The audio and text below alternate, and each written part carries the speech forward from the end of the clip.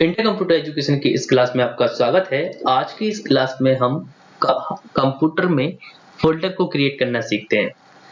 Folder क्या होता है?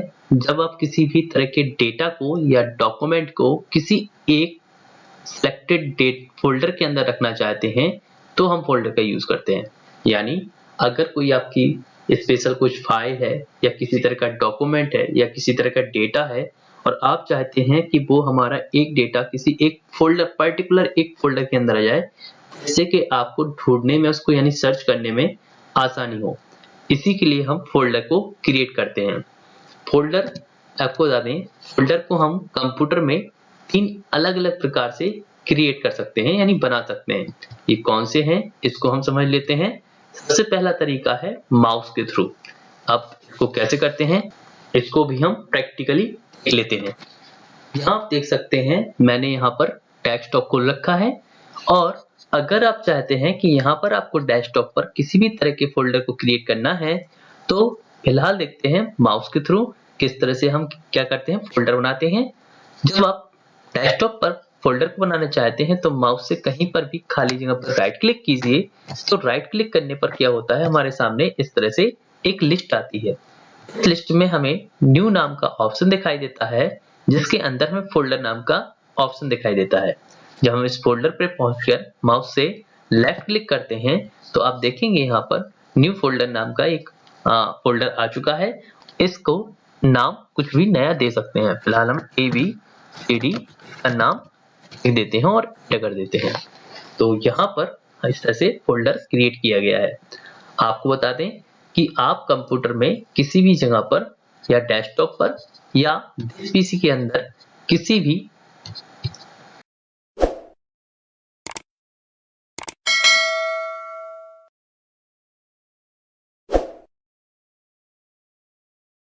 लोकल डिस्क CDHE आपके कंप्यूटर में जितनी भी लोकल डिस्क है किसी के अंदर भी फोल्डर बना सकते हैं।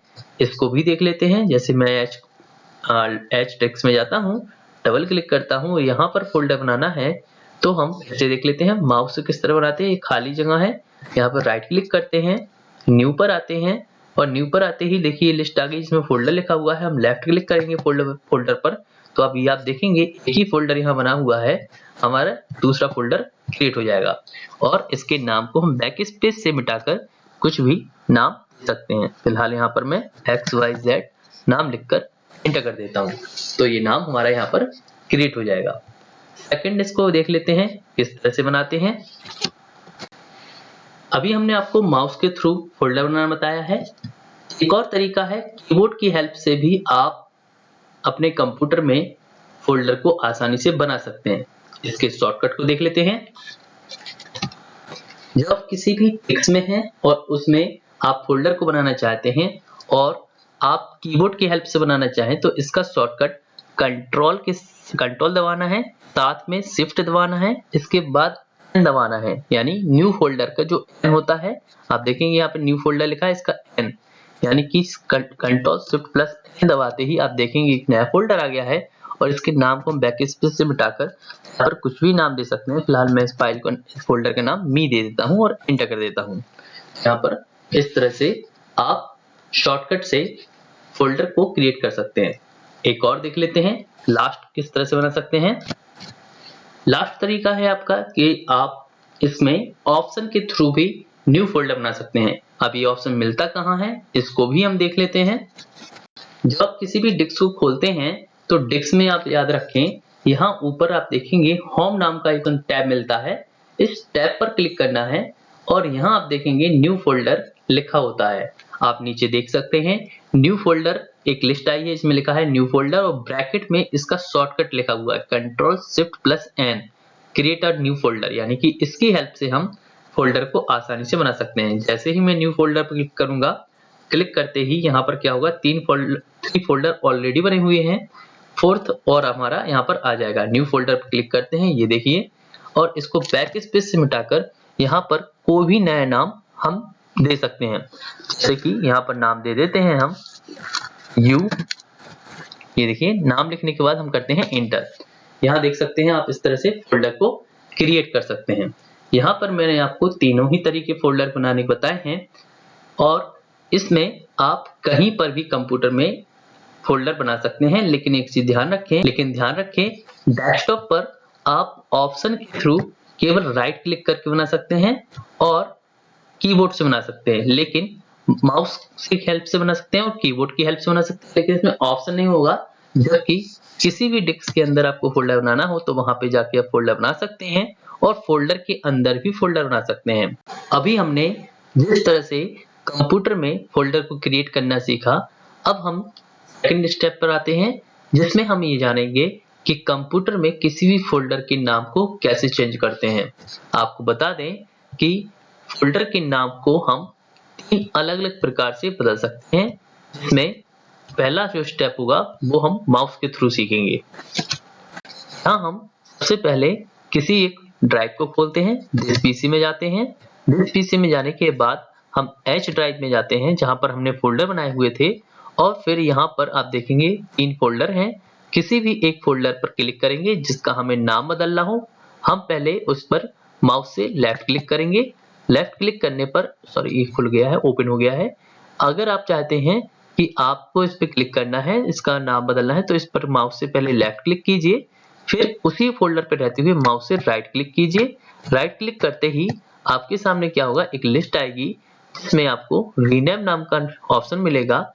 इस रीनेम नाम के ऑप्शन पर माउस का पॉइंटर ले जाकर माउस से लेफ्ट क्लिक कीजिए। जैसे ही आप लेफ्ट क्लिक करेंगे तो आप देखेंगे आपके टेक्स्ट एक्टिव हो गए हैं और इसको बैक स्पेस से हम मिटा देंगे और यहाँ पर कुछ भी नाम दिया जा सकता है। फिलहाल मैं यहाँ पर ABCDF भी नाम दे सकते हैं और नाम लिखने के बाद हम एंटर कर देते हैं तो ये नाम इसका चेंज हो गया है।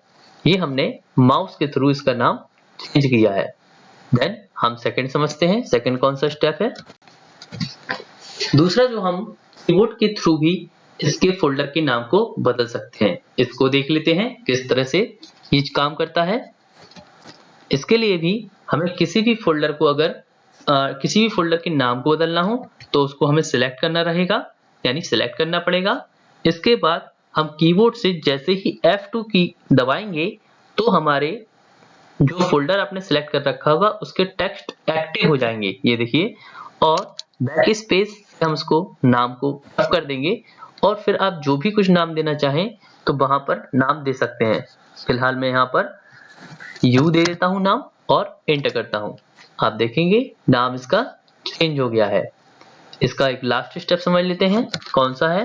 इसका जो लास्ट स्टेप है वो ऑप्शन है, इसको भी देख लेते हैं हम। यहाँ आप देखेंगे ये जो फोल्डर बनाए हुए थे, हम किसी भी एक फोल्डर पे पहले क्लिक करेंगे, यानी क्लिक करके उसको सेलेक्ट करेंगे। सेलेक्ट करने के बाद किसी भी फोल्डर को सिलेक्ट कर सकते हैं। इसके बाद हम होम टैब पर क्लिक करके आप यहाँ देखेंगे रीनेम नाम का एक ऑप्शन है और इसके ब्रैकेट में उसका शॉर्टकट भी लिखा हुआ है। F2 उसका शॉर्टकट, जैसा कि मैंने बताया था। आप रीनेम पर क्लिक करेंगे तो जो फोल्डर आपने सिलेक्ट किया होगा उसके टेक्स्ट यानी जो नाम लिखा होगा वो एक्टिव हो जाएंगे और फिर इसको बैक स्पेस से मिटाकर हम कोई भी नाम दे सकते हैं। फिलहाल मैं यहाँ पर XZXCBV कुछ भी देकर एंटर कर देता हूँ। यहाँ पर मैंने आपको तीनों तरीके रीनेम यानी कि फोल्डर को रीनेम करने के बताए हैं। याद रखें, इससे पहले जो मैंने आपको फोल्डर क्रिएट करना बताया था और अब मैंने आपको उस फोल्डर के नाम को बदलना बताया है। एक चीज बता दें, आप किसी भी फाइल को अगर क्रिएट करते हैं तो इसी तरह से फाइल के नाम को भी बदला जाता है। अभी हमने आपको रीनेम करना बताया था, कैसे फोल्डर को रीनेम करते हैं। अब हम सीखेंगे कि फोल्डर को किस तरह से डिलीट करते हैं। फोल्डर को हम अलग-अलग प्रकार से कंप्यूटर से हटा सकते हैं, यानी डिलीट कर सकते हैं। इसके भी वही फॉर्मेट है। पहले हम माउस से समझते हैं। यहाँ आप देख सकते हैं मैंने 3 अलग फोल्डर क्रिएट किए थे। अगर आप चाहते हैं कि किसी भी फोल्डर को आपको हटाना है तो आप क्या कीजिए, जिस फोल्डर को हटाना चाहते हैं उसको माउस का पॉइंटर ले जाकर माउस से उस पर लेफ्ट क्लिक कीजिए तो वो सिलेक्ट हो जाएगा। फिर उसी माउस के पॉइंटर को उसी फोल्डर पर रखते हुए माउस से राइट क्लिक कीजिए। जैसे ही आप राइट क्लिक करेंगे तो एक लिस्ट आएगी जिसमें आपको लिस्ट में डिलीट नाम का ऑप्शन दिखाई देगा और इस डिलीट पर माउस का पॉइंटर ले जाकर माउस से लेफ्ट क्लिक कर दीजिए तो आप देखेंगे कि आपका फोल्डर डिलीट हो चुका है। दूसरा तरीका देख लेते हैं। दूसरा तरीका हमारा कीबोर्ड के थ्रू है, यानी हम कीबोर्ड से भी किसी भी फोल्डर को कभी भी डिलीट कर सकते हैं। इसको भी देख लेते हैं हम। यहाँ आप देख सकते हैं मेरे 2 फोल्डर हैं। अगर आप किसी भी फोल्डर को हटाना चाहते हैं तो उसको पहले सिलेक्ट करना है। सिलेक्ट करने के बाद कीबोर्ड से डिलीट की दबानी है। याद रखें कीबोर्ड में एक डिलीट की होती है।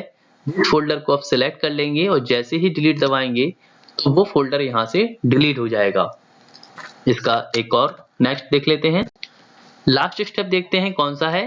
ऑप्शन है, यानी कि अगर आप चाहते हैं कि आपको डिलीट करना है किसी फोल्डर को तो आप ऑप्शन के थ्रू भी उसको डिलीट कर सकते हैं। इसको भी प्रैक्टिकली देख लेते हैं।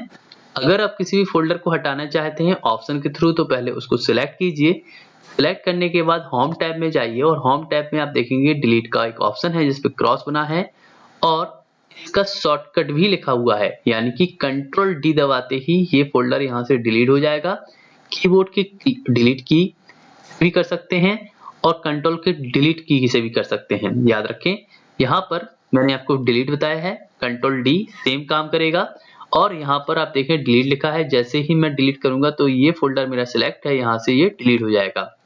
ये देखिए तीनों ही फोल्डर डिलीट हो गए हैं एक एक करके।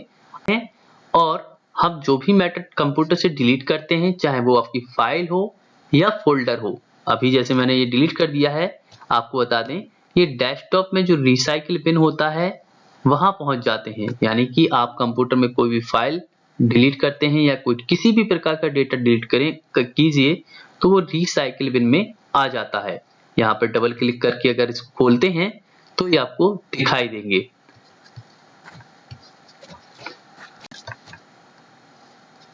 याद रखें रिसाइकिल बिन में केवल वही डेटा दिखाई देता है जो आपने डिलीट किया होता है और इसके अंदर डेटा आ जाने से आप इसको वापस भी वहीं ले जा सकते हैं जो आपने डेटा डिलीट किया होता है। इसको भी समझ लेते हैं आज यहाँ पे थोड़ा डिटेल से। अब आगे हम रिसाइकिल बिन के बारे में समझते हैं।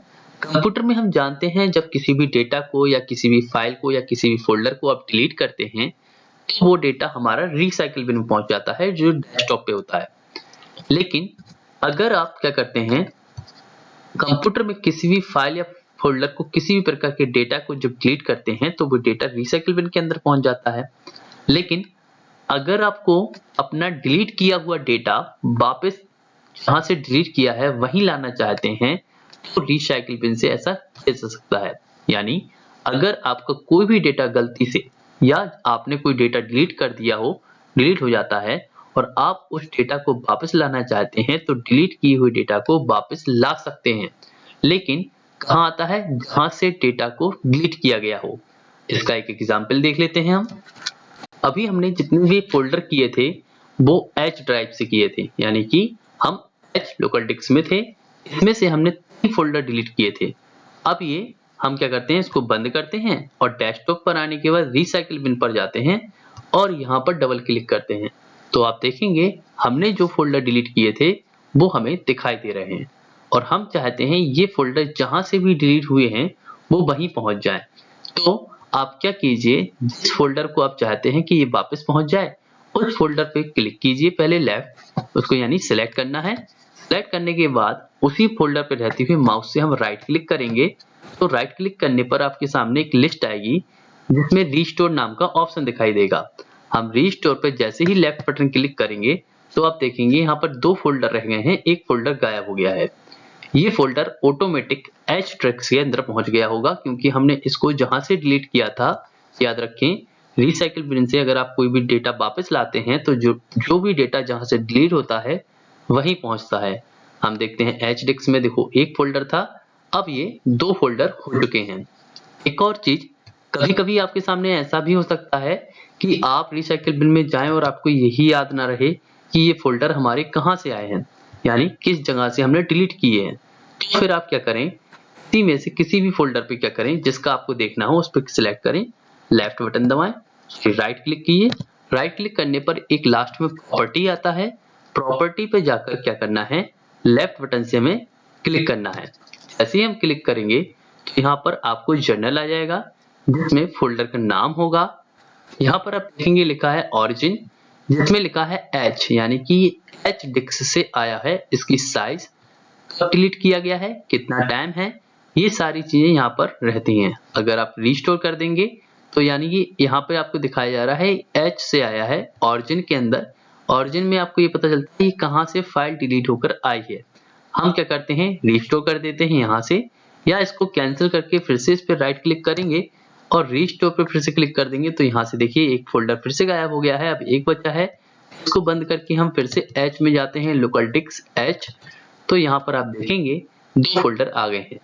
इस तरह से आप रिसाइकिल बिन में किसी भी डिलीट की हुई डाटा को पहुंचा सकते हैं, और अगर उससे डेटा वापस लाना है तो आप रिस्टोर से रिसाइकिल बिन में रिस्टोर कर दीजिए, तो डेटा डिलीट किया हुआ अपनी जगह पे वापस आ जाएगा।